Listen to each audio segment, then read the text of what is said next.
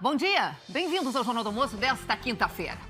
Vamos começar o programa abrindo a janela para ver como é que tá o dia da capital dos gaúchos? Olha só, hoje de manhã choveu um pouquinho, mas agora o tempo está firme, muitas nuvens no céu e aquele calorão deu lugar a uma temperatura bastante agradável. Estamos agora com 23 graus. Marco Matos, o céu vai continuar assim, limpando? Vai limpar um pouquinho hoje, amanhã também a gente pode ter um pouquinho de instabilidade aqui na capital. Agora, daqui a pouco eu venho trazer para vocês todas as informações do tempo para hoje, para amanhã, para o início do outono, já no sábado. Então tem até informação do fim de semana hoje aqui no JA, Cris. Maravilha, Marco. Bom, infelizmente a situação da pandemia continua crítica no estado. 214 mortes confirmadas ontem e nos hospitais cresce a preocupação com a falta de remédios usados para intubação de pacientes. Também há preocupação com a falta de ventiladores artificiais e com os cilindros de oxigênio. Preocupação também nas indústrias. Na Serra, empresas intensificam os cuidados. Desde o início da pandemia, já foram registrados mais de 1.000 surtos de Covid em empresas privadas no estado. Também vamos mostrar como enfrentam a pandemia as regiões do estado onde os hospitais não oferecem serviço de UTI.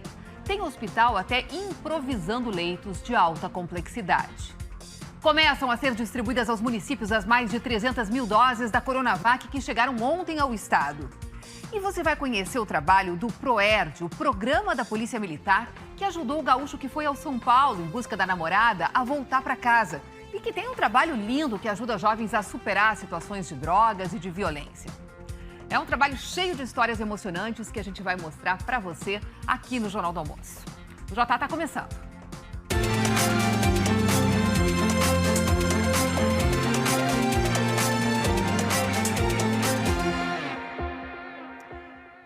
Segundo o governo do estado, a média de novos leitos ocupados por dia no estado caiu. Em fevereiro, eram em média 350 novas internações por dia e hoje esse número caiu para 16. E é nesses novos dados que o governo está se baseando aí para uma possível retomada da cogestão na próxima semana. O Rio Grande do Sul se encaminha para a 4ª semana seguida na bandeira preta. Mesmo nesse cenário, o governo planeja a volta do sistema de cogestão, em que regiões podem adotar regras mais brandas do que as indicadas pela bandeira estabelecida pelo Estado. Com medidas severas de restrições ainda, mas tudo isso, se os dados até o final dessa semana comprovarem isso tudo que a gente já viu até aqui, a redução da demanda da internação e, consequentemente, uma redução da taxa de contágio. Mesmo se a cogestão for retomada, o governador já adiantou que o estado deve continuar em bandeira preta. Os prefeitos, então, poderiam adotar protocolos de bandeira vermelha, o que já é comemorado por alguns setores da economia. Isto é primordial para a sobrevivência de empresas e empregos. Temos um posicionamento muito claro em relação a isso. O comércio deve ficar aberto todos os dias, inclusive para evitar aglomerações. Os protocolos de segurança deverão ser cumpridos arduamente pelas indústrias e pelo comércio, coisa que eles já os fazem, para evitar qualquer problema, para nós diminuir essa pandemia. Especialistas apontam para o risco de aglomerações e pedem cuidados à população. Usar sempre a máscara, higienização e evitar aglomeração. Eu não falo nem aglomeração, eu falo 2, 3 pessoas que não são do mesmo núcleo familiar se sentarem para tomar um cafezinho. Isso já pode ser o suficiente, tal o grau de contágio que nós estamos vivendo. No momento mais crítico da pandemia, o governador Eduardo Leite também aposta na cooperação com estados vizinhos para frear o avanço do coronavírus. Ao lado dos governadores de Santa Catarina e do Paraná, Leite traçou estratégias conjuntas de combate à Covid-19. No encontro em Santa Catarina, os governadores ouviram do Ministério da Saúde que a produção de vacinas vai ser intensificada no Brasil e pediram mais espaço nas negociações com os fabricantes. Nós vamos também atuar conjuntamente os estados para manifestar a nossa disposição e intenção de compra a diversas farmacêuticas para, se não houver essa compra ou se tivermos algum caminho em que haja possibilidade de antecipação de entregas de vacinas, fazermos essas compras, priorizando que elas sejam feitas dentro do PNI. Os governadores anunciaram que vão compartilhar informações, decisões e compras de medicamentos e equipamentos.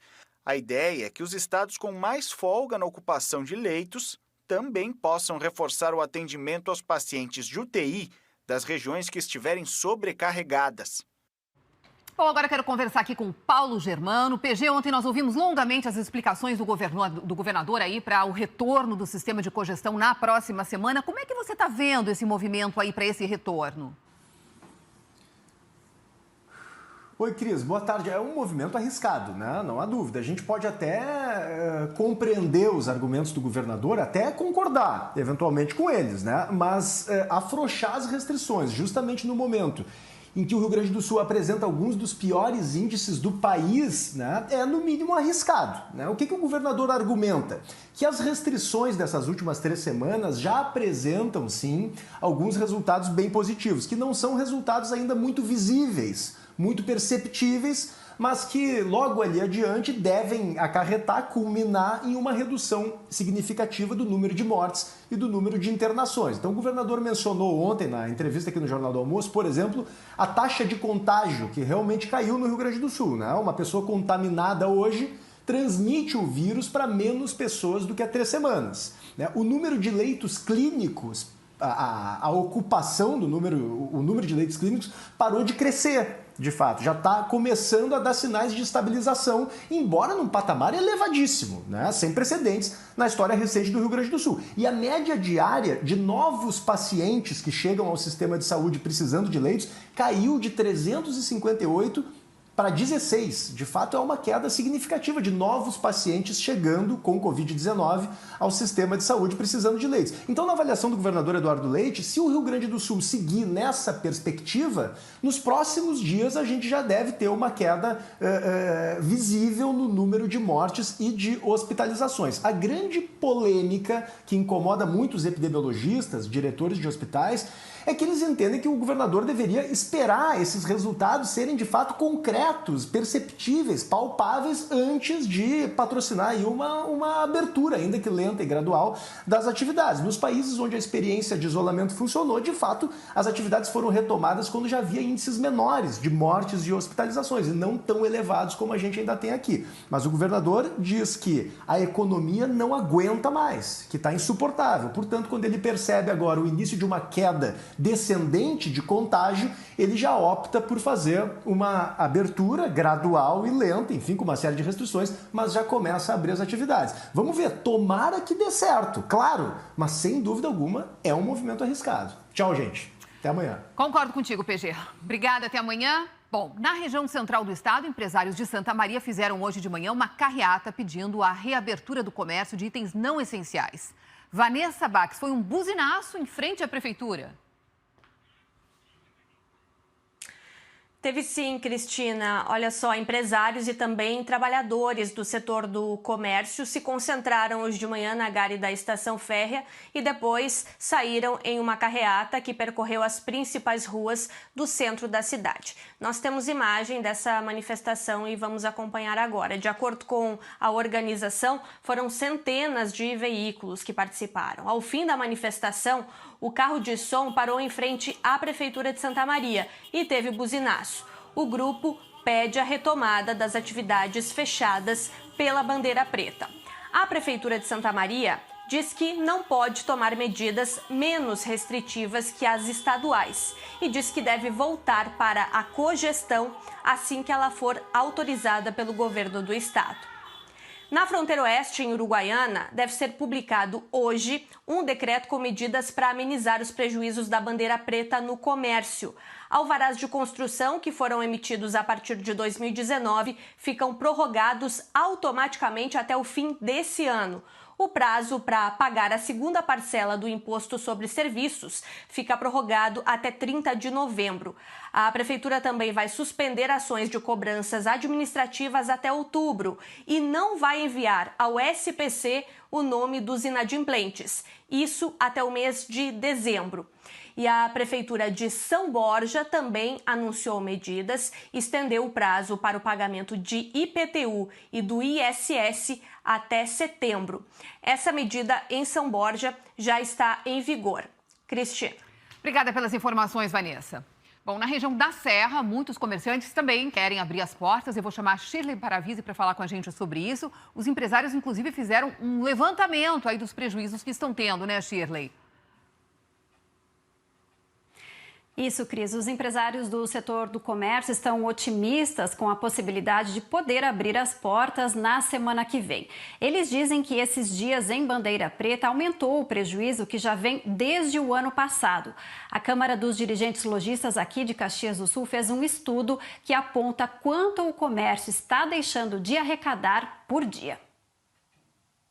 Depois de um ano de pandemia, quem iria imaginar que o cenário seria esse mais uma vez? Desde que a Serra entrou em Bandeira Preta no fim de fevereiro, as lojas voltaram a fechar e não podem mais atender os clientes de maneira presencial. Uma tentativa de diminuir a circulação de pessoas e, assim, o contágio pelo coronavírus. Mas essa medida tem um preço e o prejuízo foi calculado. Um estudo da Câmara dos Dirigentes Lojistas apontou que o comércio está deixando de arrecadar mais de 3 milhões de reais por dia com as lojas fechadas. O levantamento foi feito com base na arrecadação do ICMS, no desempenho econômico realizado pela entidade no ano de 2020 e em dados da Receita Federal. O prejuízo no ano passado chegou a 412 milhões de reais, segundo a CDL. O comércio não aguenta mais ficar fechado. Os empresários só está fechado o comércio não essencial. Porque se a gente for ver aqui na curva, a indústria está aberta, o banco está aberto, farmácia está aberto, lotérica está aberta, lojas de ferragem, material elétrico, material, mercados, feira do agricultor, loja de tintas, óticas e, inclusive, o futebol está funcionando, estão praticando. Nós não somos contra, não queremos fechar nada, só queremos ter o mesmo critério. Em dezembro de 2020, 80 mil empregos formais dependiam do comércio e do setor de serviços em Caxias do Sul, de acordo com dados do Cadastro Geral de Empregados e Desempregados. O mesmo levantamento também mostra que 2.300 postos de trabalho foram extintos nessas áreas nesse mesmo período. Nós temos 10 lojas fechadas, 150 funcionários. A partir da semana que vem, se a gente não tiver abertura, a gente entra, porque a empresa não consegue mais bancar isso, a gente entra num plano de demissões, né? Quem trabalha no setor está com medo. Se não vende, não tem como pagar funcionário, não tem como pagar as contas e, automaticamente, como aconteceu o ano passado, nós tivemos 2 funcionárias foram demitidas. Então, o nosso medo agora é que, se continuar fechado, daqui a pouco vai ser demitido mais 2, mais 3, e aí nós vamos ter que fechar a porta, né?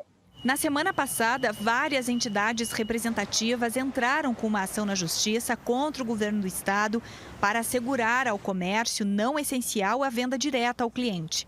Mas o pedido foi negado. A alegação é de que existe risco de contágio para a maioria das atividades comerciais. Ainda cabe recurso.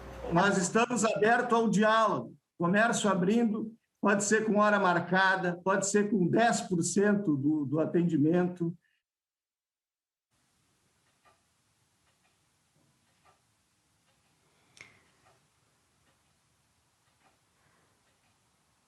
Os especialistas reforçam aí em saúde, reforçam a importância do distanciamento para evitar a circulação do vírus e para isso é preciso evitar a circulação de pessoas. Mas então, como encontrar um equilíbrio aí entre a saúde e a economia?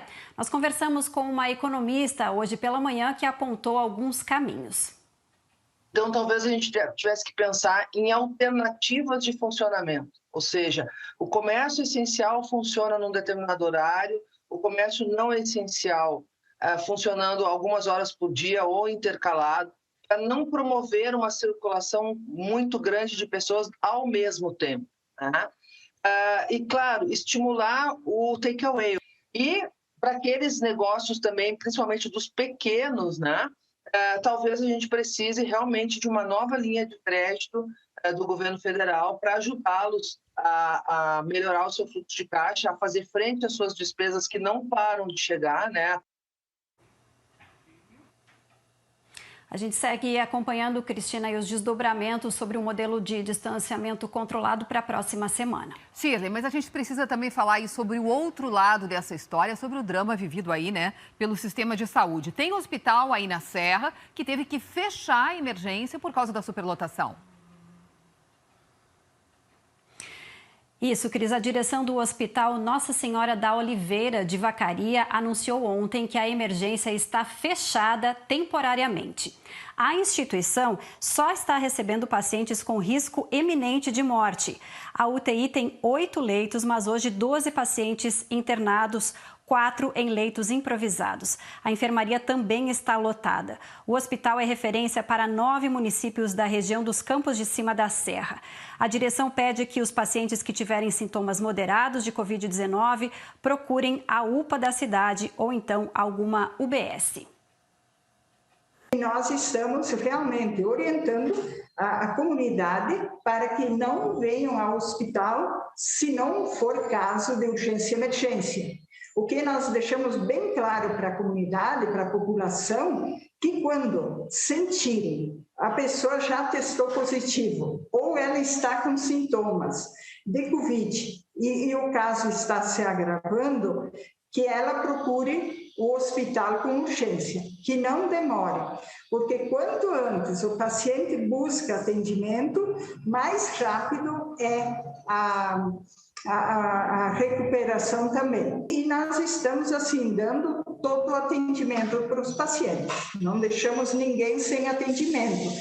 Mas nós pedimos a colaboração da comunidade também, que as pessoas busquem o atendimento na unidade básica, na sua próxima à sua casa, na sua região, no município. Em caso de necessidade, que venha ao hospital. Então, Cris, é importante reforçar que neste momento é preciso tomar muito cuidado com tudo, né? Porque falta atendimento em todas as áreas, não só para a Covid-19. Volto contigo no estúdio. Obrigada, Shirley. Depois do intervalo, você vai ver que um policial apaisana foi morto durante um assalto em Gravataí. Nós já voltamos. Meio-dia e 6 minutos, estamos de volta com o nosso Jornal do Almoço e com a notícia de que um policial militar que estava de folga foi morto ontem à noite numa troca de tiros na cidade de Gravataí. O soldado Christian da Rosa Oliveira, de 36 anos, estava no loteamento Ibiza, no bairro Morada do Vale 2, quando teria sido abordado por 2 homens. Segundo a investigação, eles teriam anunciado um assalto e o soldado reagiu, iniciando a troca de tiros. Ele foi atingido por pelo menos 4 disparos e morreu no local. A polícia ainda faz buscas aos criminosos e suspeita que um terceiro homem dirigia o carro. A Brigada Militar e a Polícia Civil conseguiram uma imagem de câmera de segurança que mostra o veículo que os suspeitos utilizavam. Era um carro branco. O soldado Christian fazia parte do 26º Batalhão de Cachoeirinha há 15 anos. Ao longo dessa semana, a gente vem mostrando a rotina dos motoristas de veículos pesados que precisam desviar o caminho na BR-386, ali na altura de Estrela, no Vale do Taquari, onde aconteceu aquela explosão de um caminhão no fim de semana. Agora, as autoridades estão chamando a atenção dos motoristas para que evitem usar os desvios que não são indicados. A Prefeitura de Estrela chegou, inclusive, a bloquear uma dessas estradas para evitar mais uma tragédia, não foi, Kelly? Boa tarde. Isso mesmo, Cristina. Boa tarde. Bom, a situação por aqui é a seguinte. Para evitar as restrições na BR-386 ou mesmo evitar aquelas viagens mais longas por rotas alternativas, muitos motoristas têm utilizado principalmente 3 trajetos que passam por estradas municipais daqui de Estrela. Só que essas estradas não foram feitas para suportar a quantidade de veículos que tem circulado por aqui nos últimos dias. Só para se ter uma ideia, nessa estrada aqui, essa semana, chegou a circular 7.500 carros por dia, mas a capacidade é para 400. Não é difícil imaginar a consequência disso, né? São os estragos e já estão aparecendo. Essa ponte que você vai ver nas imagens toda feita em madeira e que passa pela área rural daqui de Estrela, ela foi totalmente bloqueada. Ainda assim, muitos motoristas circulam por lá, porque a gente viu isso hoje de manhã. Aliás, esse desrespeito às regras é que tem provocado todo esse transtorno.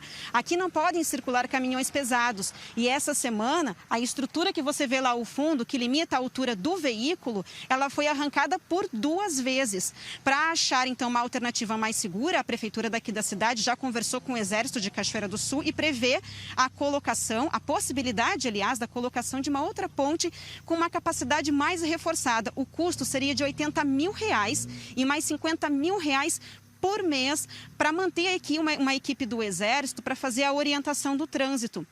É claro que a prefeitura não está preparada para isso. Vale a gente dizer que as rotas oficiais alternativas para veículos pesados são as RSCs 287 e 453. Para veículos leves, tem estreitamento de pista na BR-386, mas a passagem está liberada, viu, Cristina? Obrigada pelas informações, Kelly. Bom, e agora a gente vai falar aqui de futebol com uma outra Kelly, a Kelly Costa, porque amanhã começa a 5ª rodada do Campeonato Gaúcho e a gurizada do Grêmio, que classificou o clube na Libertadores na terça-feira, vai ganhar uma nova chance, uma nova sequência aí, Kelly. Vai sim, Cris, é isso aí. Os guris aí que estão no time vão seguir, porque os titulares estão de férias, né? E essa gurizada vai jogar amanhã contra o Aimoré e também na segunda-feira, quando o Grêmio pega o São José.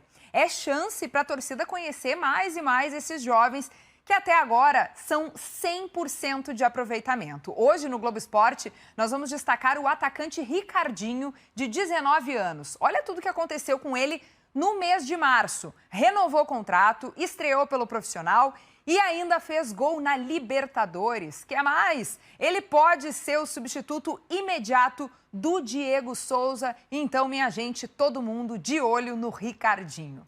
No Inter, ainda, né, tá tendo uma ambientação ao estilo Miguel Ángel Ramírez. O novo professor chegou e quer implementar uma nova forma de jogar. É o tal do jogo de posição. Aí você pergunta, o que é isso, Kelly? Resumidamente, os jogadores têm que ficar nas suas posições e evitar sair delas, jogar dentro desses limites. Nós estamos preparando uma reportagem no GE para você entender ponto por ponto dessa ideia do novo treinador do Inter e quais os benefícios dela. E tem ainda a péssima noite dos gaúchos na Copa do Brasil. Santa Cruz, Caxias e Esportivo foram eliminados na primeira fase. A gente vai falar sobre isso também daqui a pouquinho, Cris, no Globo Esporte, coladinho no Jornal do Almoço. Até lá. Até lá, Kelly. Bom, nosso assunto agora é a vacinação contra o coronavírus no Uruguai. As doses começaram a ser aplicadas em pessoas entre 50 e 70 anos. Eu vou chamar a Patrícia Porciúncula para conversar com a gente. Patrícia, o bacana é que brasileiros com dupla nacionalidade podem se vacinar lá no Uruguai mesmo, né? Sim, Cris. Boa tarde para você, boa tarde a todos. Podem, desde que estejam com a documentação que comprova essa dupla cidadania em dia. E o ministro de Saúde do Uruguai anunciou que nas cidades vizinhas da fronteira seca com o Brasil, a vacinação será reforçada. É o caso, então, de Rivera, que fica do ladinho de Santana do Livramento. Quem tem mais informações sobre esse assunto e conversa agora com a gente é o repórter João Pedro Lamas. João, então, quem mora em Santana do Livramento e tem essa dupla cidadania pode atravessar a fronteira para receber a vacina? Boa tarde.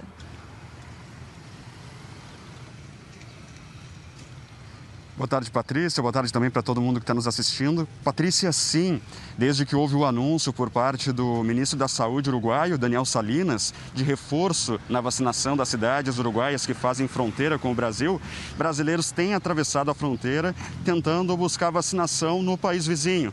No entanto, bem como você falou, não é qualquer brasileiro que pode conseguir uma dose da vacina. São aqueles brasileiros que têm a dupla cidadania, brasileira e uruguaia, os doble chapa, como são conhecidos por aqui, estejam com a documentação em dia e também, claro, obedeçam às regras determinadas pelo governo uruguaio. Hoje, por exemplo, começou a vacinação de uma nova faixa etária, dessa vez de pessoas com 50 e 70 anos da população em geral.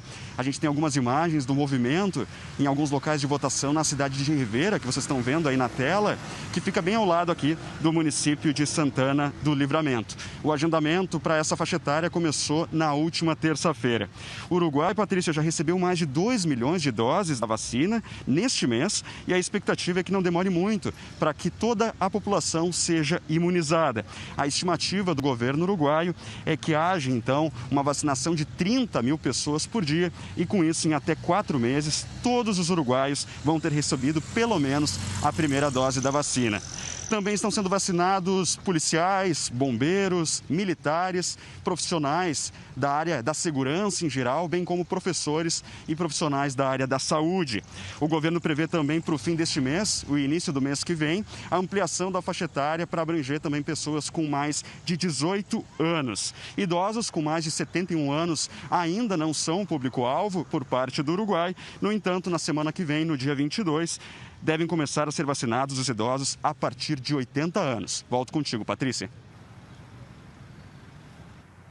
Obrigada, João. E olha, o Uruguai tem vacinado 4 vezes mais rápido que o Brasil, segundo a Universidade de Oxford, que acompanha a imunização em diversos países do mundo. Cristina. Patrícia, teve uma decisão inédita e bastante polêmica aí na região, né? A Justiça Federal autorizou a contratação de médicos para atuarem no Rio Grande do Sul sem o Revalida, né? Para quem não sabe, é um exame que comprova o conhecimento de médicos que são formados fora do país. E isso aconteceu aí numa cidade da região sul, em São José do Norte.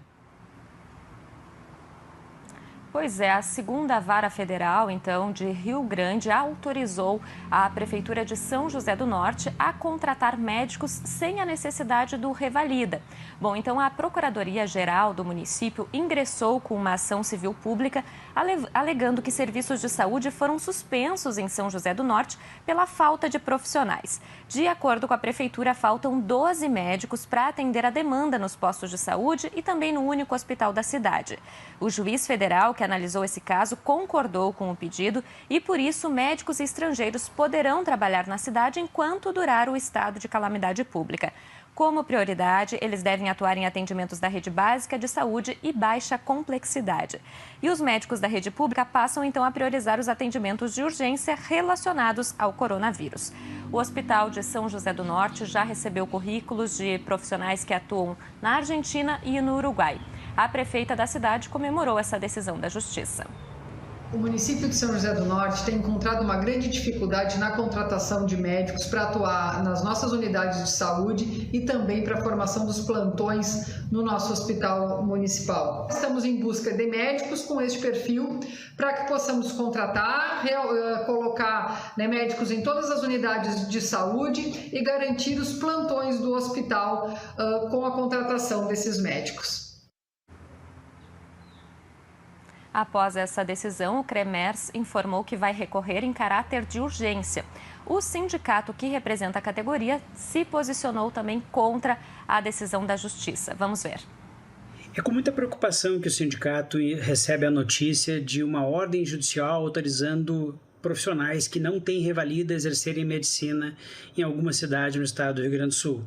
Preocupação porque isso abre a porta para que o mesmo fato seja feito em vários locais, mas uma preocupação maior pela qualidade da assistência médica que vai ser oferecida para a população daquele município. Médicos, para exercer a sua profissão com qualidade, precisam ter formação adequada, precisam ter revalida se fizeram a medicina no exterior e precisam ter condições de trabalho.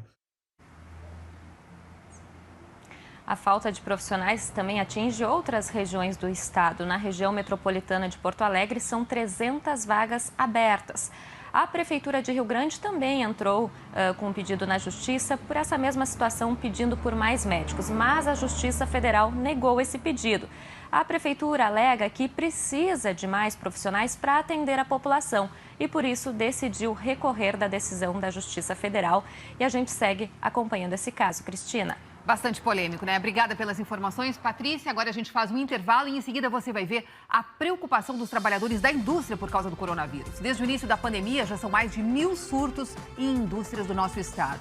E ainda hoje a preocupação com os estoques de oxigênio e também dos remédios usados para intubação de pacientes.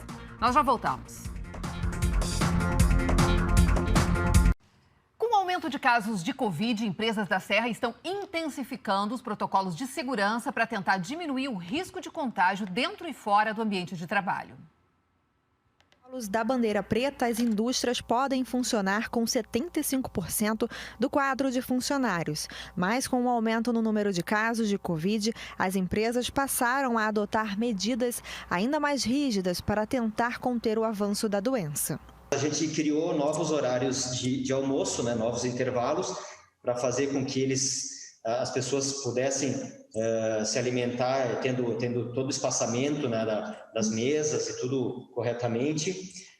Nós intercalamos também o horário de saída, principalmente das pessoas que acabam utilizando o vestiário, né, que o vestiário acaba sendo um local onde tem muita aglomeração. Nessa outra empresa, foi preciso reforçar a necessidade de mudar antigos hábitos. Nós estamos reforçando os protocolos e o nosso plano de contingência, através da conscientização dos colaboradores e medidas que são aí de conhecimento de todos, que é a utilização da máscara, o distanciamento nas atividades, nos postos de trabalho. Cuidados necessários ainda mais para quem viveu de perto o coronavírus. A esposa do Alisson teve a doença no começo da pandemia. Uma dura lição para quem ainda não sabia muito sobre o vírus. Foi bem no começo, a gente não entendia muito bem o que era, a gente não estava pronto para aquilo, né? Hoje em dia a gente está mais preparado, né? Desde o início da pandemia, já foram registrados mais de 1.033 surtos de Covid em empresas privadas em todo o Rio Grande do Sul. Segundo o boletim da Secretaria Estadual de Saúde, Caxias do Sul é a segunda cidade que mais apresenta casos confirmados de Covid em atividades industriais. Somente nas 2 primeiras semanas de março, 18 novos surtos da doença foram registrados na cidade. Outra preocupação é com os cuidados fora do ambiente de trabalho. Nessa empresa, desde janeiro, 51 funcionários foram infectados, um aumento que aconteceu principalmente no período de férias. A gente sentiu que ali entre dezembro e janeiro, fevereiro, agora também, em função de férias e festas, teve um acúmulo. Segundo o IBGE, a produção industrial gaúcha teve um crescimento de 1,9% no mês de janeiro em relação a dezembro do ano passado, mas o aumento de casos neste início de ano deixa o setor preocupado. Você tem que afastar uma pessoa e um setor ou parte de um setor tem um impacto muito grande na produtividade, mas principalmente a preocupação com a saúde do colaborador. No último trimestre aí, a indústria vinha se recuperando bem, começamos o ano razoavelmente bem, mas felizmente a gente está preocupado mesmo com a saúde do trabalhador. O Alisson aprendeu a lição, agora ele se sente mais preparado para continuar com os cuidados e proteger a família e os amigos. O lavar a mão, passar álcool em gel, acho que isso daqui a gente faz meio frequentemente na empresa, né? Então a gente leva para dentro de casa.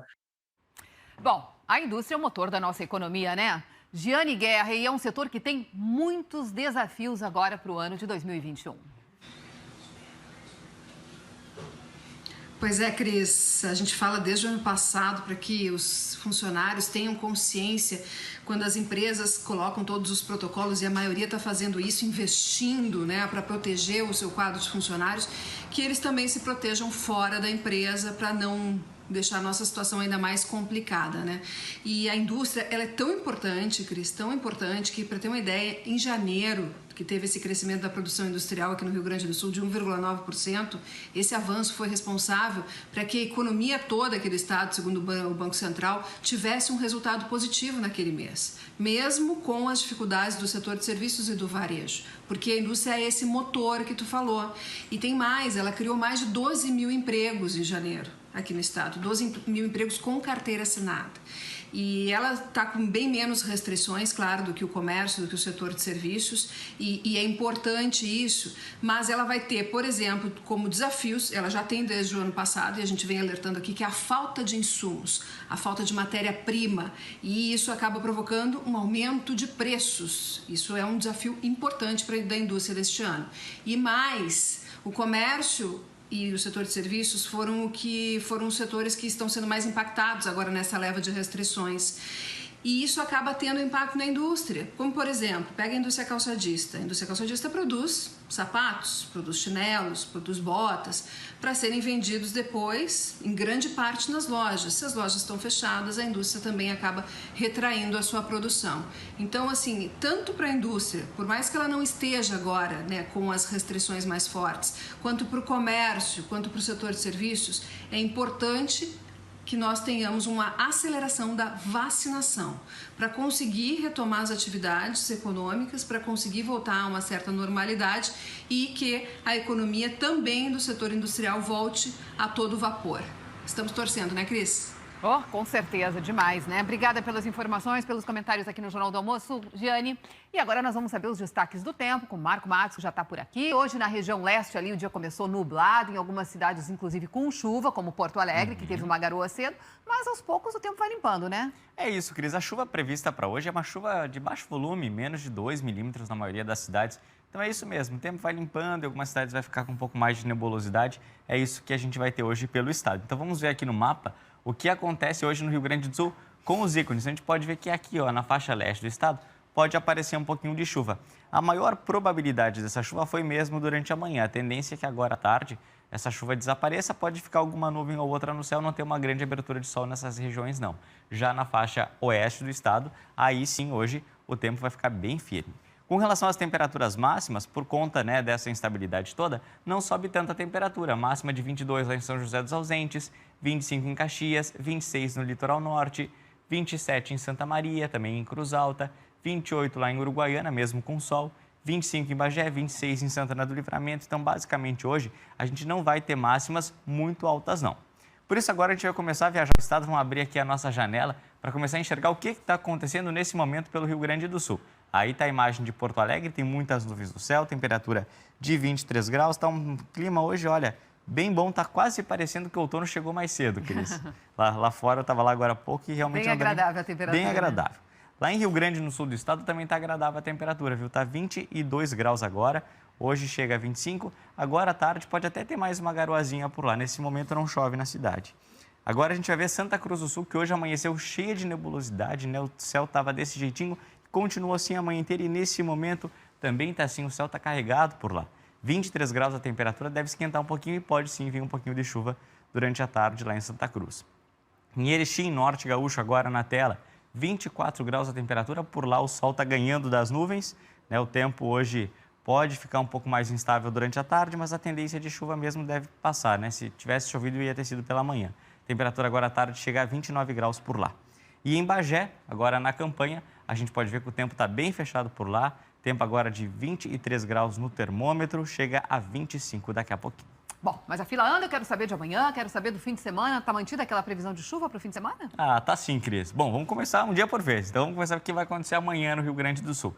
Amanhã, a gente tem aqui um pouco de chuva no estado, faixa leste, um pouquinho na fronteira oeste. Mas o que eu quero dizer para você de casa é que se você mora em alguma dessas cidades aqui, pode lavar roupa que vai ter mais sol do que chuva. Então, se chover, é bem pouca coisa mesmo. Onde pode chover um pouquinho mais forte é aqui na fronteira oeste, pegando sol Uruguaiana, Quaraí até Alegrete. No resto do estado amanhã, a gente vai ter sol. Amanhã de manhã cedo, mínimas amanhã vai estar fresquinho. 13 graus apenas em Caxias, 14 lá na campanha. À tarde também não vai esquentar tanto quanto foi lá no início da semana. Vamos ver aqui as máximas agora. Vamos passar aqui o mapa. Amanhã vai fazer máxima de 27 lá em Caxias, 29 em Passo Fundo e também em Santana do Livramento. Na capital, amanhã, máxima de 27 graus. E os próximos dias, já para enxergar o fim de semana, como a Cristina gosta aí de se programar, tá aqui, ó, Cris. A gente vai ter chuva em Porto Alegre até domingo, mas lembrando, chuva aí hoje e amanhã de bem baixo volume. No fim de semana, sim, é que vai chover um pouquinho mais. Obrigada pelas informações, Marco. Bom, o Rio Grande do Sul enfrenta o problema da superlotação dos leitos de UTI e mesmo ampliando a capacidade de leitos, ainda não há atendimento adequado para todos. Inclusive, algumas regiões do estado nunca tiveram atendimento de terapia intensiva e agora correm contra o tempo. Matheus Rodrigues, isso é o caso, por exemplo, de Palmeira das Missões. Exatamente, Cristina, boa tarde a todos. Pois é, com os hospitais lotados, né, os principais centros de saúde do Rio Grande do Sul lotados, essas regiões que não têm uma estrutura de alta complexidade estão precisando correr contra o tempo, sim, porque enfrentam uma grande dificuldade. Palmeira das Missões, por exemplo, é uma cidade que é referência para outros 26 municípios da região norte e noroeste do Rio Grande do Sul. Mas como nunca teve leitos de UTI, acabava encaminhando os pacientes mais graves para outras regiões do estado, que agora também estão lotadas. Por isso, o Hospital de Palmeira das Missões decidiu improvisar, abriu os primeiros leitos de UTI para atender os pacientes mais graves. Quem conta para a gente tudo isso é a Débora Padilha na reportagem. O Hospital de Caridade de Palmeira das Missões atende pacientes de 26 cidades do norte e do noroeste do estado. E mesmo sendo referência para mais de 160 mil pessoas, nunca teve unidade de tratamento intensivo. Nas últimas semanas, precisou improvisar os atendimentos, como relata o médico Lucas Otelli. Venho por meio desse vídeo para mostrar a situação que nós estamos. Muitos pacientes entubados, todos graves. Nós não temos CTI cadastrada ainda pela região, nós não temos serviço de hemodiálise. Hoje são 6 pacientes entubados e que aguardam encaminhamento para unidades de tratamento intensivo. O tempo médio de espera tem sido de 6 dias.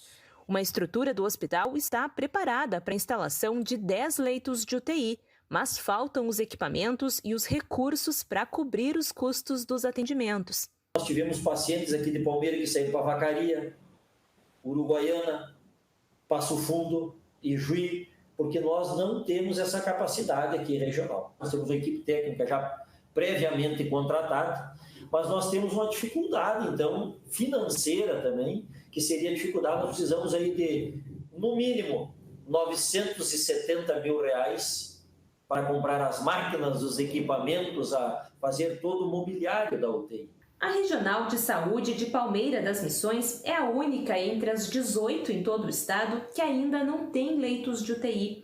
O governo estadual informou que vai destinar 10 respiradores para o Hospital de Caridade, mas ainda faltam recursos para a compra dos outros equipamentos para que aí sim as UTIs possam começar a funcionar. Por isso, o município de Palmeira das Missões e o hospital têm pedido ajuda de prefeituras e empresários da região. Nós precisamos desse convênio com o governo do estado, porque a gente diz assim, o valor de uma diária, estou olhando os números aqui, será mantido em torno de R$1.600 para cada paciente na UTI. Hoje nós estamos com a UTI praticamente aberta, praticamente em funcionamento, e nós não temos esse subsídio, nós não temos esse custeio. Então ela se torna também muito cara para a gestão do hospital. Ainda no noroeste do estado, em Frederico Westphalen, o esforço também é para ampliar os atendimentos de urgência e emergência.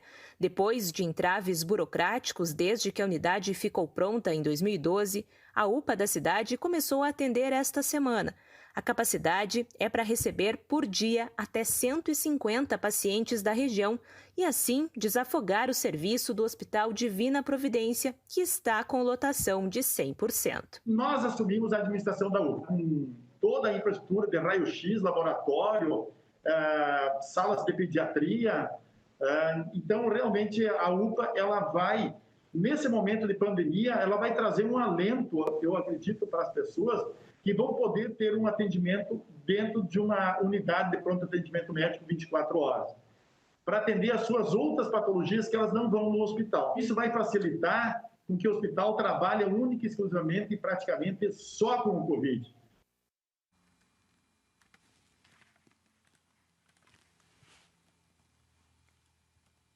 O governo do estado informou a nossa equipe na semana passada que anunciou a abertura de 183 novos leitos de UTI em várias regiões do Rio Grande do Sul. 93 desses leitos já foram abertos, segundo o estado.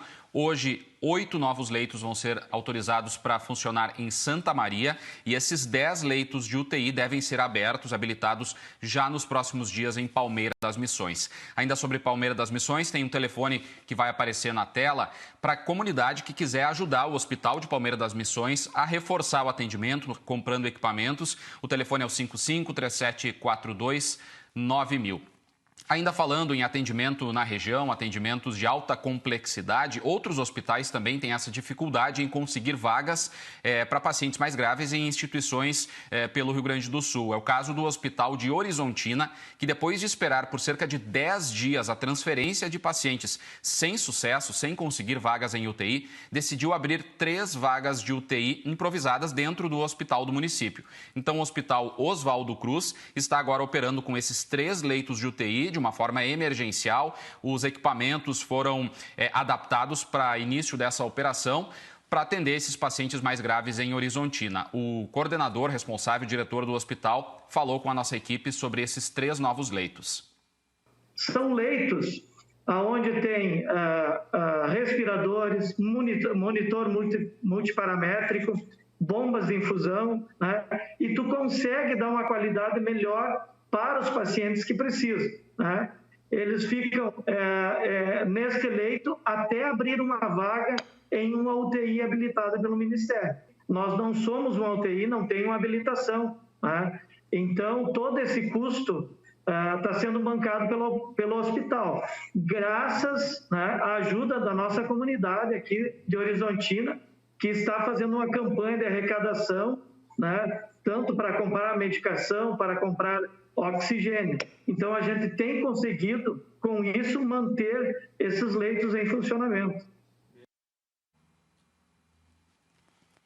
Ainda falando de hospitais da região, o município de Coronel Bicaco precisou tomar uma medida para impedir as aglomerações nas janelas do hospital do município. Olha só essa história.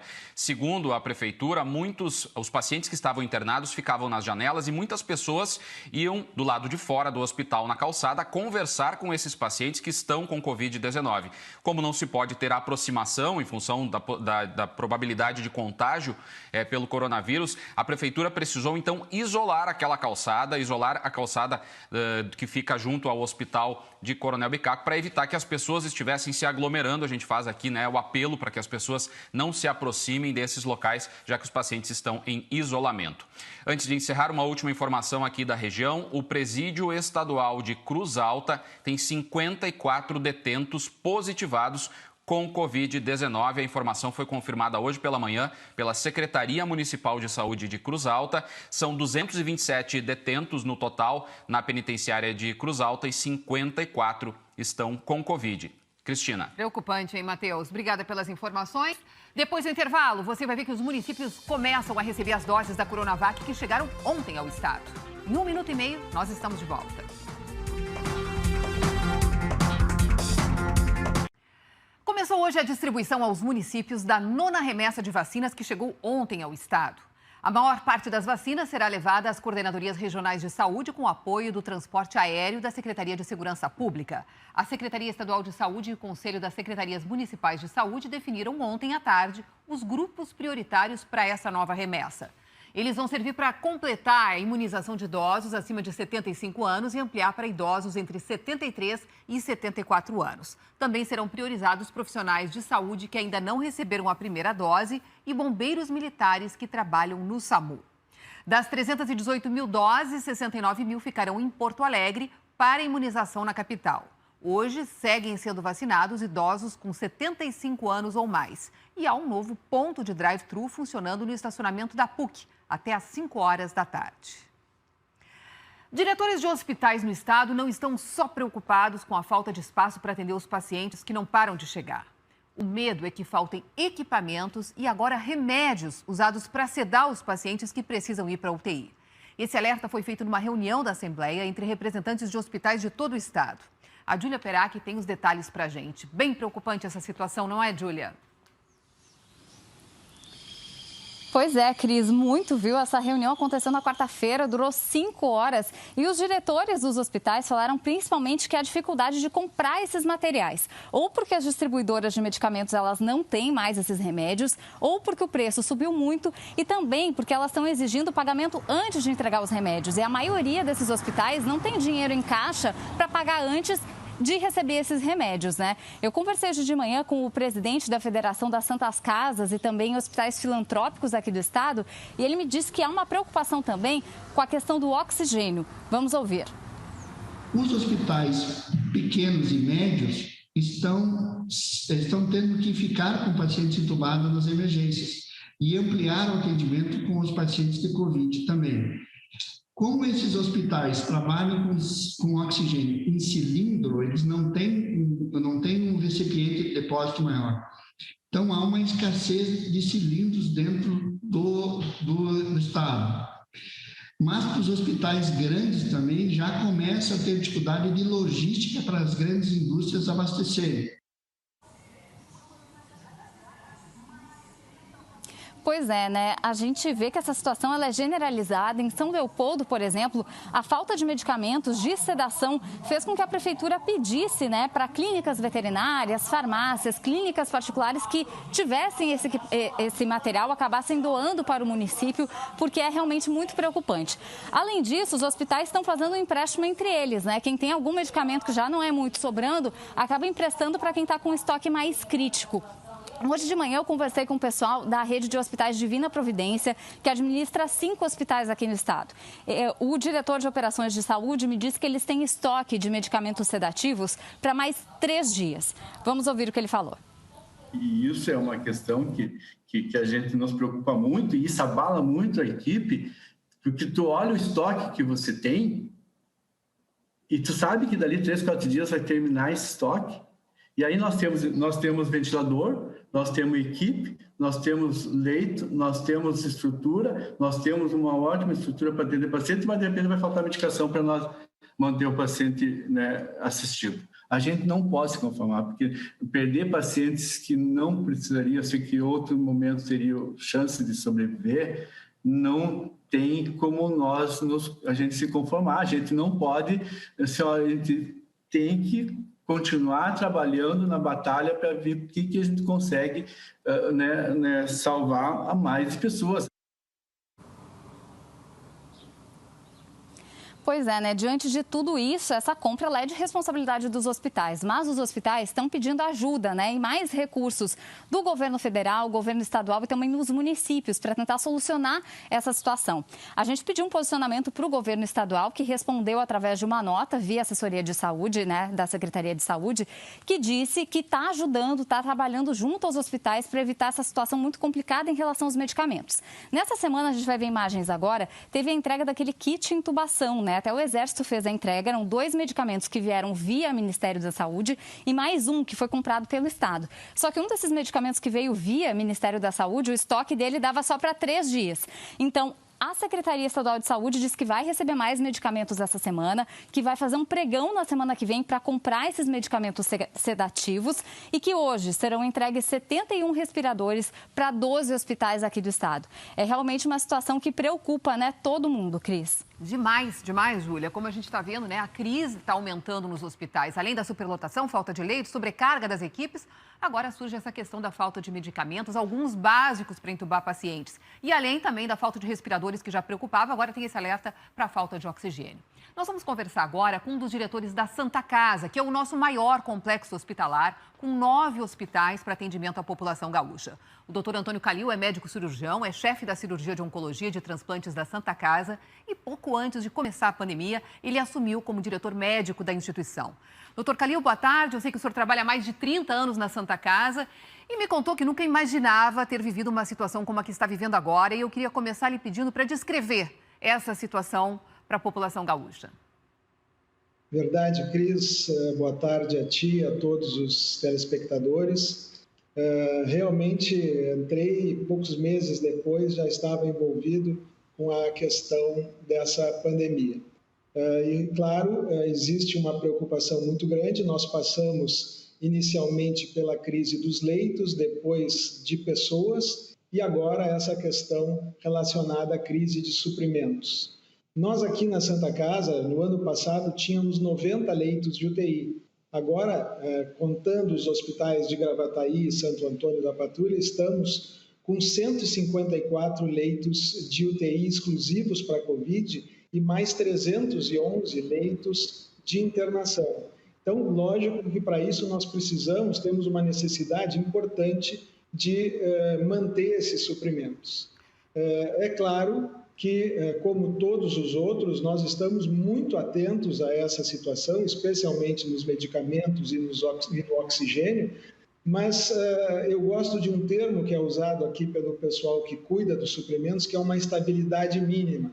Nós temos há muito tempo a compra, já fazemos há muito tempo, a Santa Casa faz, a compra direto dos fabricantes. E isso permite que a gente tenha uma estabilidade mínima, mas é de alguns dias também, não é? Então, temos que ficar muito atentos. Em relação a respiradores, nós tivemos agora um incremento, nós recebemos uma verba da Prefeitura para comprar mais 20 respiradores que estão chegando semana que vem, e também recebemos essa semana 10 respiradores do Governo do Estado. Mas é claro que para montar leitos de UTI não são só respiradores, não são só camas, precisa bombas de infusão, precisa de máquinas de hemodiálise, então tudo isso nós tivemos que repor para colocar essas UTIs em funcionamento adequado e garantir uma mínima assistência com segurança para os pacientes. E a gente sabe que para essas UTIs funcionarem é preciso também profissionais qualificados, né? A Santa Casa conseguiu contratar alguns autônomos e conseguiu também alguns médicos voluntários, doutor. Exatamente, Cristina. Isso é uma característica aqui da Santa Casa, junto com a Universidade Federal de Ciências da Saúde. Sempre que há necessidade de um apoio da comunidade, não só médica, mas de enfermagem, de fisioterapia, nós tivemos uma resposta muito grande. Inúmeros voluntários vieram para fazer parte dessa grande empreitada. Ontem mesmo nós tivemos 38 voluntários de enfermagem e de fisioterapia que se agregaram a nós. Então, apesar de toda a dificuldade, nós estamos conseguindo pessoas para dar atendimento a toda essa quantidade enorme de leitos de UTI que nós conseguimos produzir rapidamente. Doutor, e a Santa Casa tem um trabalho muito bacana também de teleatendimento, né? Que através do telefone está orientando as pessoas para evitar justamente que procurem desnecessariamente o hospital. Que tipo de atendimento ali que é oferecido, que tipo de conselho que é dado para os pacientes que têm sintomas de Covid? Nós temos um dos trabalhos é de teleorientação, então nós orientamos as pessoas em relação a contágios, em relação à necessidade de quarentena, a todas as questões relacionadas à Covid, e temos um trabalho de teleconsulta que a Prefeitura está aderindo agora a nós, e nós vamos oferecer de maneira gratuita para a população, que é a possibilidade do paciente fazer uma consulta, se ter o pedido do PCR, e ele vai fazer nos locais determinados pela Prefeitura, e até a possibilidade de algum atestado para que ele não precise sair da sua casa e aumentar o risco de contaminação. Então, com isso, nós já fizemos inúmeros atendimentos, mais de 10 mil atendimentos, e pretendemos continuar, que é uma das formas de se evitar a propagação e a circulação das pessoas. Doutor, e qual é a avaliação de vocês? Por que nós chegamos nesse surto gigantesco nesse momento e qual é a expectativa aí para os próximos dias? Cristina, a situação ainda é muito tensa, né? A gente vê os nossos profissionais das emergências, das UTIs, extremamente estressados com esse momento, com situações até de ter que dar preferência para alguns pacientes irem para a UTI inicialmente em relação a outros, né? Mas tudo isso, sem dúvida, aconteceu porque houve um relaxamento, não há dúvida que houve um relaxamento. A gente via as festas no litoral, né, de forma, festas enormes, e que acabaram gerando essa possibilidade de disseminação muito maior do vírus. Lógico que tudo isso associado a essa nova cepa, que a gente não imaginaria que chegaria tão rápida ao nosso meio, e essa cepa tem uma contagiosidade muito mais importante e acabou levando a essa enorme quantidade de casos que acabaram por superlotar todas as nossas emergências e UTIs, apesar de toda a capacidade hospitalar que o Estado tem e que especialmente Porto Alegre tem, e de terem aumentado as UTIs, mesmo assim não foi possível, realmente relacionado a essa questão do relaxamento das condições de prevenção e a cepa que é bem mais agressiva do que o que nós tínhamos no ano passado. E a expectativa, o senhor acredita mesmo, o senhor tem esperança que essa crise maior, que essa superlotação que a gente está enfrentando aí, passe logo, doutor? Agora nós estamos aí com algumas medidas mais restritivas de contenção já há 3 semanas. Infelizmente, Cristina, acho que esta quantidade de pacientes em leitos de UTI e essa pressão nas UTIs vai continuar ainda por mais algumas semanas, né? Não se tem uma perspectiva de uma resolução rápida, mas é claro que talvez mais 2 ou 3 semanas nós possamos observar uma diminuição dos casos que chegam para a UTI. Mas é fundamental que as medidas de prevenção continuem sendo adotadas, porque tudo isso está acontecendo pela circulação do vírus e pela quantidade de pessoas que acabam não dando importância para essas medidas. Doutor, muito obrigada por conversar conosco, muito obrigada, inclusive, por esses alertas finais aí que são bem importantes para a gente. A população precisa colaborar também nesse momento, né? Muito obrigada. Eu que agradeço, Cristina, e só para reforçar a esperança, nós fizemos, apesar de todo esse momento de estresse, 3 transplantes em crianças no sábado, dando vida, a expectativa de vida para essas crianças. Então, acho que a esperança é tudo que nós precisamos, né? Então, vamos adiante com esperança de que tenhamos um futuro melhor aí nos próximos dias. Que maravilha, doutor. Uma ótima notícia, com certeza, para a gente encerrar esse nosso papo. Boa tarde. Bom, agora eu quero falar com o meu colega Túlio Milman, porque em toda essa situação que a gente está vivendo, né, Túlio, tá aí, temos boas notícias, como esses transplantes que o doutor nos fala, também temos essa boa notícia desses voluntários, pessoas que, no meio dessa pandemia, estão arriscando as suas vidas e estão indo lá colaborar com a Santa Casa e ajudar em toda essa crise. Que bacana, né, Túlio? Cris, isso faz toda a diferença e é inspirador, é bonito, nos joga uma luz de esperança.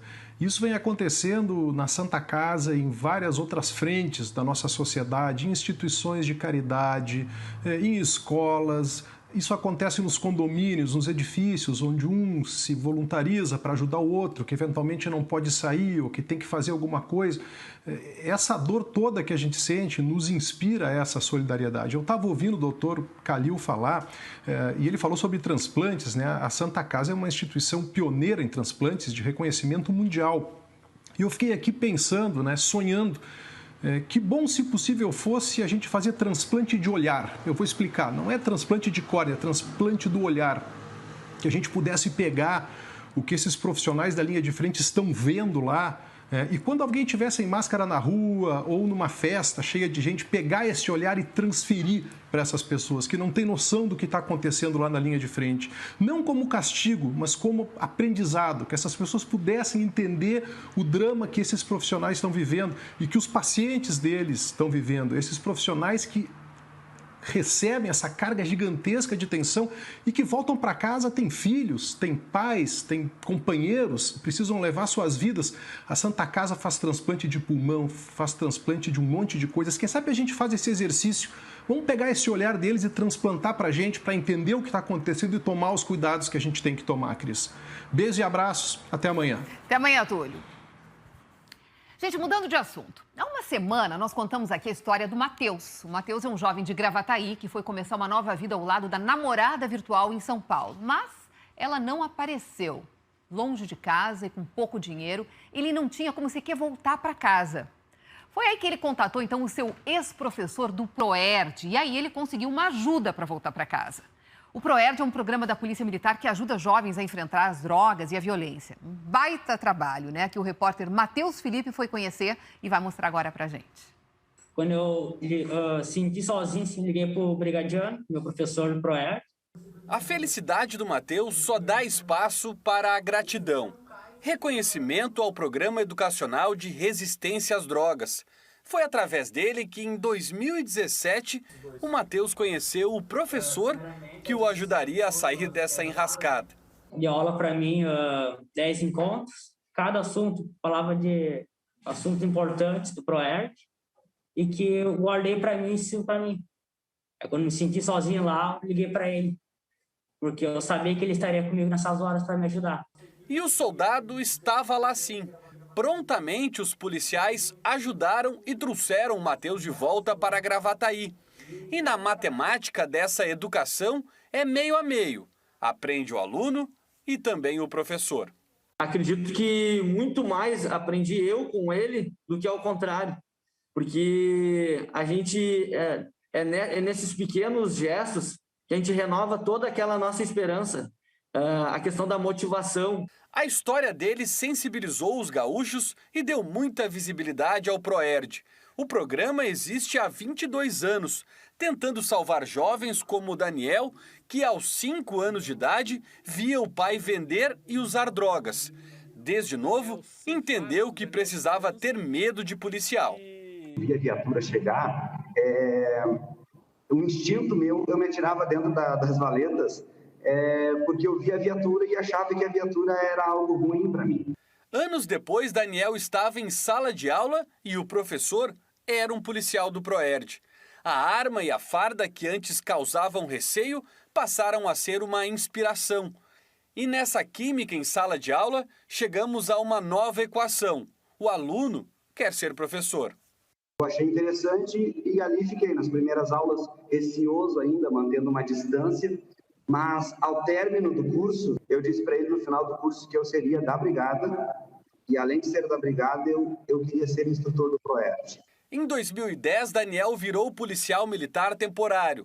2 anos depois, passou num concurso da Brigada Militar e, em 2014, formava a primeira turma com 400 alunos como professor do Proerd. Nesse tempo todo, só no Rio Grande do Sul, o Proerd já capacitou mais de 1.400.000 crianças, adolescentes, jovens e até adultos. São aulas, palestras e cursos. O resumo de tudo isso é que agora a segurança pública está dividindo o quadro com a educação. A gente brinca que de 1.400.000 pessoas, se a gente conseguiu salvar 2 pessoas, porque o policial esteve em sala de aula, porque o policial ajudou, já valeu muito a pena, né? O que essa vida vai fazer ou vai agregar ou vai trazer de contribuições para ela própria, para a sociedade. Contribuições como essa. O Matheus conseguiu o primeiro emprego da vida dele na terça-feira desta semana e chegou de viatura, acompanhado do soldado Ávila no supermercado. Agora eu tenho só gratidão. Só agradecer por tudo que eles estão fazendo por mim, né? No ano de 2016, quando eu entrei nessa casa prisional, o meu pai estava morrendo dentro da penitenciária estadual de Osório, como apenado. E aí a pergunta é, o que fez eu tomar essa decisão? Porque é uma questão de escolha. Eu escolhi vir para o lado de cá. Então, eu dou e digo que o que me fez tomar essa decisão foi o Proerd. Baita programa da nossa Brigada Militar, né? Tá aí de parabéns, merece todo o nosso aplauso. Hoje ficamos por aqui, amanhã estamos de volta com o nosso Jornal do Almoço. Uma ótima tarde e até lá.